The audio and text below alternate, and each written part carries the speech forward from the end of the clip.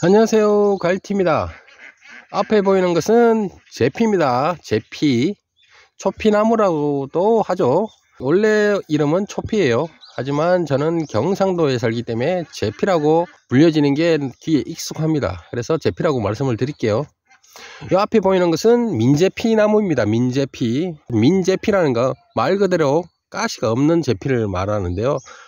쭉 보면 마디마다 가시가 전혀 없죠. 일반적인 제피나무 같은 경우는요, 여기 보시면 가시가 있죠. 가시, 이렇게 가시가 마주보고 이렇게 가시가 나 있습니다. 이렇게.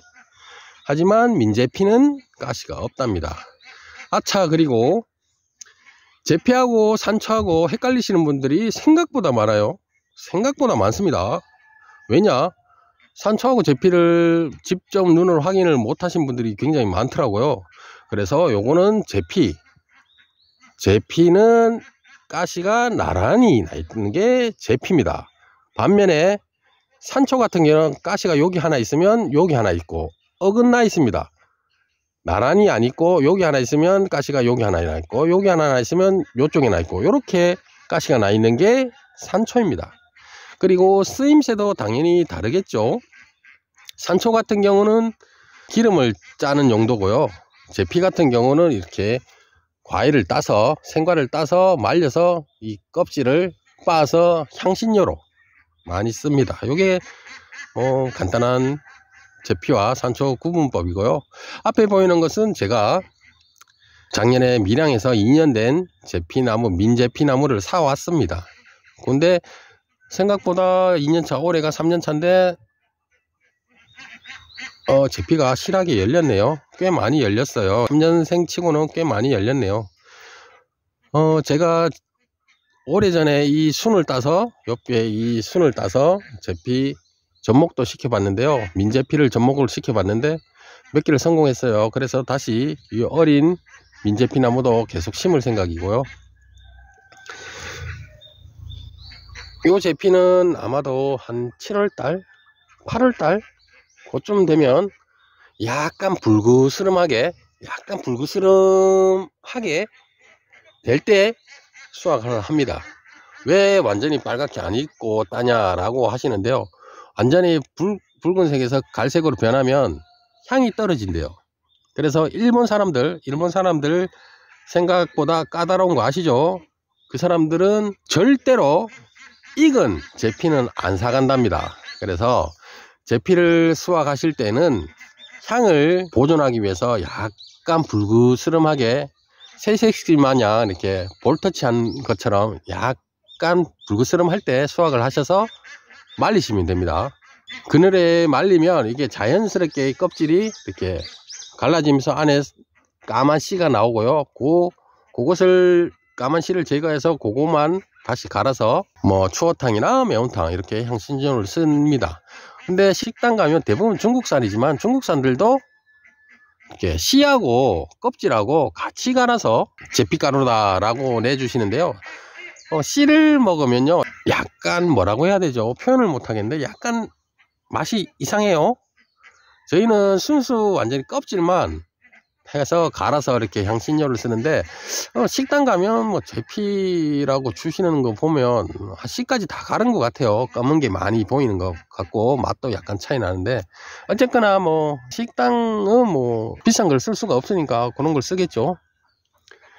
요거는 민제피, 요거는 제가 산에서 직접 해왔은 암제피입니다. 암제피도 뭐 민제피에 못지않게 열매도 큽니다. 크고 실합니다. 그리고 뭐 제가 지난 영상에 뭐 그런 말씀을 많이 드렸죠. 일반적으로 제피나무 같은 경우는요, 이런 자연산 제피 같은 경우는 산에 가시면 뭐 꼴짝이 있죠. 꼴짝이 굉장히 많이 분포가 되어 있습니다.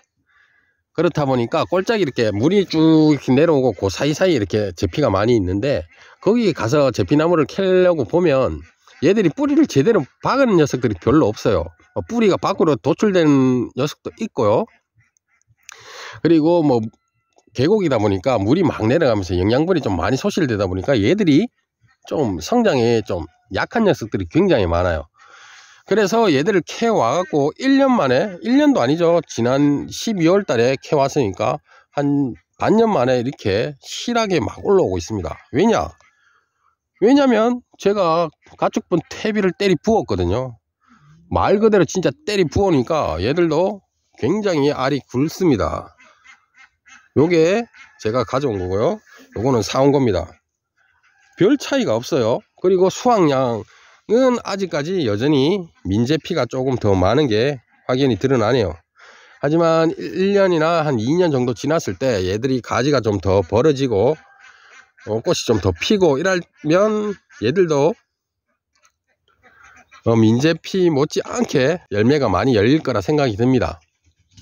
그래서 뭐 제피 농사, 제피 인터넷에 가격이 보면 뭐 굉장히 비싸요. 뭐 키로당 45,000원에서 55,000원, 굉장히 비싸죠.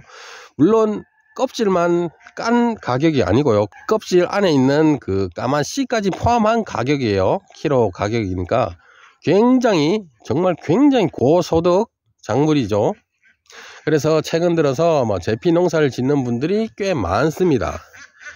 근데 초기 자본, 그렇게 이 민제피처럼 비싼 나무를 사서 심냐, 아니면 저가처럼 산에서 캐서 농사를 지을까 라는 분들 많이 계실 겁니다. 근데 뭐 저처럼 이렇게 해도 나쁘지 않다는 거 제가 한번 보여드리려고 영상을 찍는 거거든요. 물론 처음에 같은 2년생을 두고 봤을 때는 분명히 민제피가 월등하게 열매가 크고 수확량이 많습니다. 하지만 얘들이 밭으로 이식을 해서 일정한 물과 영양분을 줬을 때 과연 민제피보다 못할까 라는 생각을 많이 하실 텐데요, 거의 비슷해지는 것 같아요. 제 생각에는, 제가 뭐 6개월밖에 안 키워봤지만 제 생각에는 분명히 비슷해질 것 같습니다. 근데 뭐 민제피하고 일반 야생 암제피하고 차이점은 그거 하나밖에 없는 것 같아요. 수확할 때 있죠, 수확할 때. 얘는 가시가 없으니까 수확하기가 수월할 뿐이고, 얘는 가시가 있으니까 좀 찔리는 거고, 그런 불편함 외에는 제가 봤을 때는 민제피, 야생제피 별 차이 없는 것 같습니다. 그래서 결론은 제피 농사를 지으시는 분들 굳이 비싼 민제피 나무를 사서 농사를 지을 이유가 없습니다. 민제피를 사서 농사를 짓는 분들을 초기 자본이 굉장히 많이 들어요. 뭐 초기 자본이라고 해봐야 그거밖에 없어요. 민제피 나무 묘목값이니까. 묘목값이 일반적으로 4만원 5만원씩 합니다. 2년생짜리가 접목된 게. 그에 반면 제가 발품을 판 거에 비하면 굉장히 좋죠, 야생 암제피가. 그러니까 집에서 제피를 한번 키워보고 싶다 하시는 분들은 뭐 민제피를 한두 그루 정도 사시는 것도 괜찮고요. 저처럼 한 100주 이상 키우시는 분들은 뭐 발품을 팔아서 산에 가서 암제피를 캐오시는 것도 괜찮을 것 같습니다. 그리고 누누이 말씀드리지만 제피 있죠, 제피 나무는 산에 가면 천지예요. 소나무만큼 많고요, 밤나무만큼 많아요. 그래서 산에서 채취하면 불법 아니냐 막 그러는데, 예, 불법은 맞아요. 산에서 뭐 나무를 채취하는 것 자체가 불법이니까 불법이 맞는데, 캐온다 해서 이 제피나무가 이렇게 멸종위기, 그러니까 그렇게는 되지 않으니까 크게 부담을 가지지 않고 캐오시면 됩니다.